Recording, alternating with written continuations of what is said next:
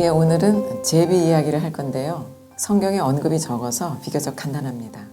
그래서 말씀을 마친 후에는 마침 유익한 질문을 주신 분이 계셔서 영상 말미에 대답 형식으로 공유를 해보려 합니다. 그럼 출발해 볼게요. 저는 성경 안에 제비가 있는지도 몰랐습니다. 그래서 흥미를 가지고 검색을 해보니 성경 전체에 4번이 쓰였는데 예레미야서를 먼저 보겠습니다. 하나님께서 예레미야 선지자를 통해 하신 말씀은 말씀을 알지 못하는 백성을 일깨우시려는 데 사용되었습니다. 예레미야서입니다. 공중의 학은 그 정한 시기를 알고 산비둘기와 제비와 두루미는 그들이 올 때를 지키거늘 내 백성은 여호와의 규례를 알지 못하는도다.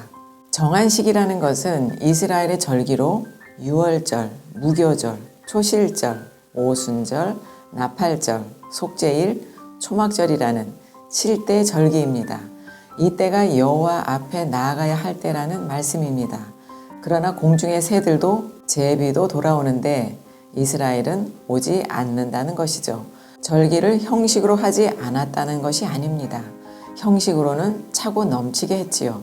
지금도 그렇습니다만 마음은 없이 입술로만, 마음은 없이 성전 마당만 밟고 있다는 한탄을 하시는 것입니다.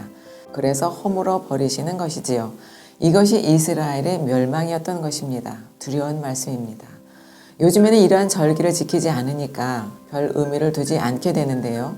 보이는 절기는 모형과 그림자로 중요한 의미를 담고 있습니다. 이는 보이는 절기를 비유로 하나님께 나아가는 것, 즉 구원에 이르는 지혜와 여정을 숨기고 있는 것입니다. 다시 말해서 아들이 되는 방법, 그리스도의 신부가 되는 방법을 가르쳐주고 있는 것이지요. 이러한 구원의 여정을 한 권에 집약해 놓은 것이 룻기입니다. 시어머니 봉양이 주제가 아닌 구원에 이른 룻이 씨를 가진 아들을 낳는 이야기입니다. 룻기 안에서도 많은 깨달음을 얻을 수 있지만 이번 주제가 아니라 아껴두겠습니다. 다음은 이사야서에 나오는 제비입니다. 독수리를 공부할 때 찬찬히 살폈던 부분입니다. 히스기야는 죽음을 예고받았다가 생명을 15년 연장받은 후에 하나님께 드린 고백입니다. 이사야서입니다. 나는 제비같이 핫같이 지저귀며 비둘기같이 슬피 울며 내 눈이 쇠하도록 앙망하나이다. 여호와여, 내가 압제를 받았사오니 나의 중보가 되옵소서. 이것을 신약 개념으로 이해하면 구하고 찾고 두드리는 것입니다. 자신의 모습을 직면하고 탄식하는 것이지요. 또 제비가 나오는 말씀은 시편 84편인데요. 자신 안에 장막이 임하도록, 다시 말해서 내가 예수님의 거처가 되기를 갈망해서 눈물로 씨를 뿌리는 기도이고 애통의 노래입니다. 3절입니다. 나의 왕, 나의 하나님, 만군의 여호와여, 주의 제단에서 참새도 제집을 얻고 제비도 새끼들 보금자리를 얻었나이다. 끝으로 잠언의 교훈인데 많은 것을 생각하게 하는 말씀입니다. 미련한 저에게 하시는 말씀으로 들었습니다. 26장 1, 2절입니다. 미련한 자에게는 영해가 적당하지 아니하니 마치 여름에 눈 오는 것과 추수 때에 비 오는 것과 같으니라.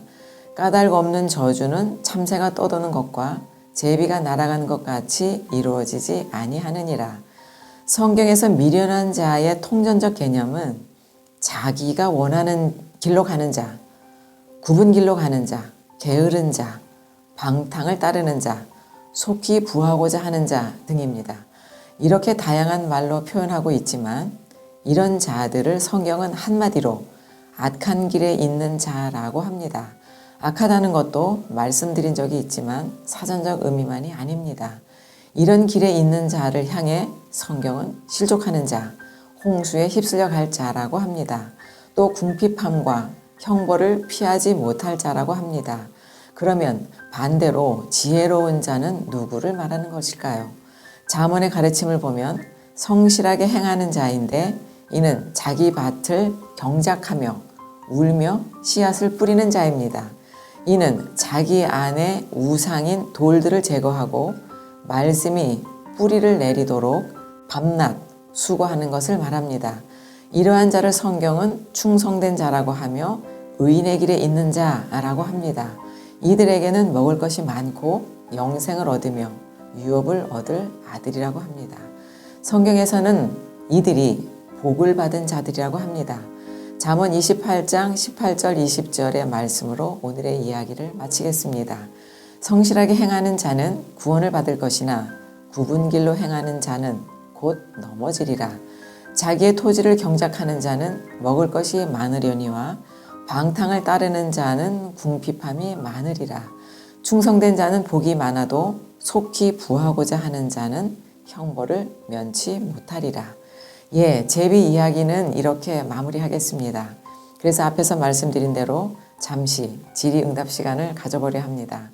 영상을 보시고 주신 질문인데요.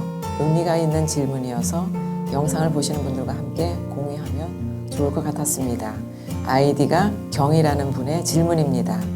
성경에서 말씀하시는 부정한 짐승의 의미와 생선 비늘과 굽이 갈라진 발의 의미가 궁금하다고 하셨습니다. 또 베드로가 본 환상 속의 부정한 짐승들의 의미를 질문하셨는데요. 그 질문에 대한 대답을 드리면 성경에서 말하는 부정한 동물은 실제 그 동물을 말하는 것이 아니고 비유입니다. 이방인을 의미하는 것입니다. 그때는 이방인과 부정하다라는 말은 같은 의미로 사용되었습니다. 베드로가 본 환상의 주제는 고넬료, 즉 이방인에게도 복음이 전해지길 원하시는 하나님의 마음입니다. 그래서 부정하다고 여겨 먹지 않았던 동물을 비유로 가까이 하면 안 되는 이방인을 말하는 것이었습니다. 성경에서 짐승이라는 말은 말씀을 모르는 자, 즉 깨닫지 못하는 자를 의미합니다. 나가 깨닫지 못함으로 짐승의 구조에 있음을 말하는 것입니다. 베드로도 그 환상을 통한 성령의 가르치심이 없었다면 부정한 이방인인 고넬료에게 가지 않았을 것입니다. 베드로의 순종함으로 고넬료의 집 사람들에게 성령의 역사가 있었던 것이지요. 정리하면 성경에서의 부정한 동물은 말씀을 모르는 자이고 이를 이방인이라고 합니다. 이스라엘 사람들은 이방인과의 구분을 혈통과 지역으로만 이해를 했었습니다. 그러나 바울 사도는 이것을 표면적 유대인과 이면적 유대인으로 구분을 했는데 그 기준이 말씀을 진정으로 깨달은 자이냐 아니냐였습니다. 따라서 혈통으로는 아브라함의 자손이라 해도 말씀의 본질을 깨닫지 못한다면 그들이 이방인이라고 바울은 피를 토하고 있는 것입니다. 따라서 혈통과 관계없는 이방인인 우리가 말씀을 진정으로 깨닫는다면 우리가 유대인이 되는 것입니다. 또 부정한 것과 관련해서 갈라진 발과 생선 비늘은 무슨 의미인지 말씀드리겠습니다. 발굽이 갈라졌느냐 아니냐, 또 생선의 비늘이 있느냐의 여부가 레위기에서 부정한 동물이냐 아니냐의 기준이 되는데요. 대략 발의 굽이 갈라지지 않았거나 되새김질을 하지 않는 것 등으로 되어 있습니다. 이는 여호와의 말씀과 관련이 있습니다. 되새김질은 말씀을 곱씹고 또 씹어서 지극히 작은 것 하나로 말씀의 1.1핵입니다. 완전히 깨닫는 것을 의미하지요. 발굽이 갈라진 것도 말씀을 진정으로 깨달아서 거룩하게 구별되어야 하는 것을 의미합니다. 다음, 생선 비늘이 없으면 부정하다고 한 것은 또 무슨 말일까요? 이것도 역시 말씀과 연관이 됩니다. 비늘을 좀 찾아보면 사무엘서상 17장 5절에 비늘을 갑옷으로 표현을 했는데요. 말씀을 보면 머리에는 노투구를 썼고 몸에는 비늘 갑옷을 입었으니 라는 말씀이 있습니다. 비늘은 히브리어로 캐스케세트인데 그 뜻이 생선의 비늘 외에 갑옷이라는 뜻이 있습니다.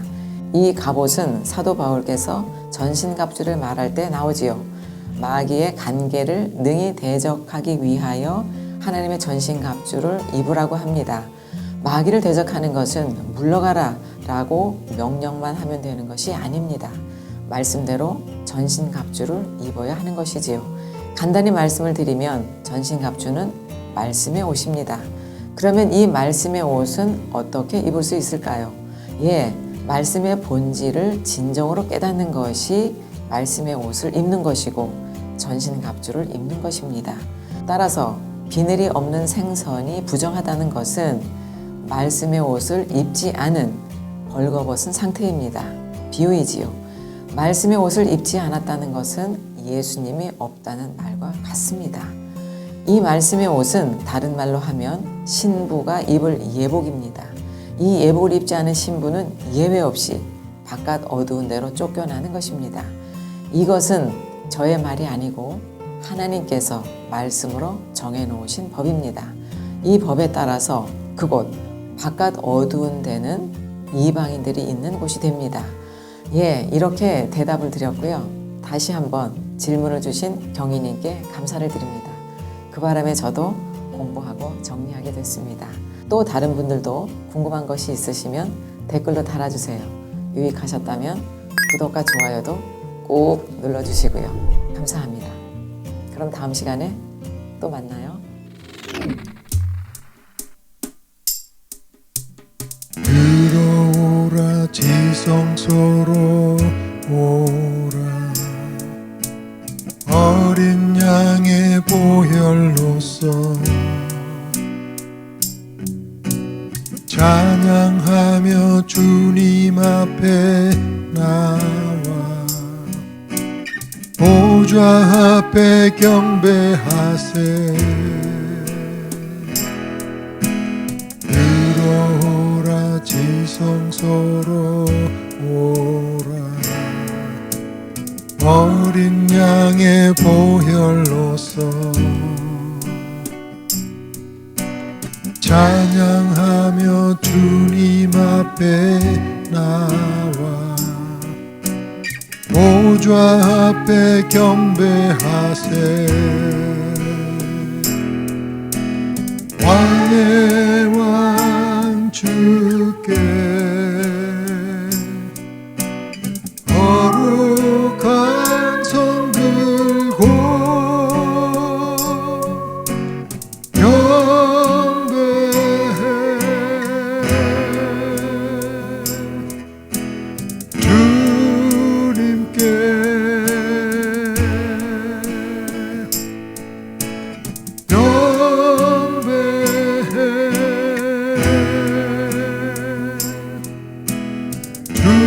주님께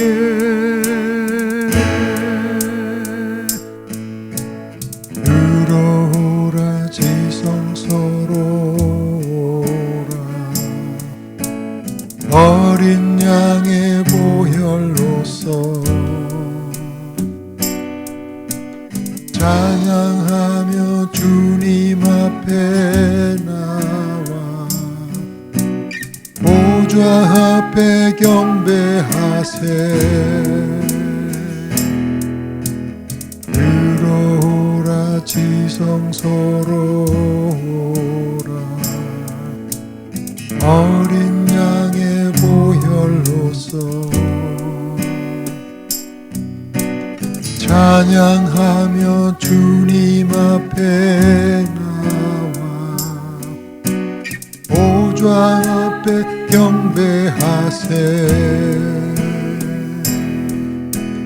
왕의 왕 주께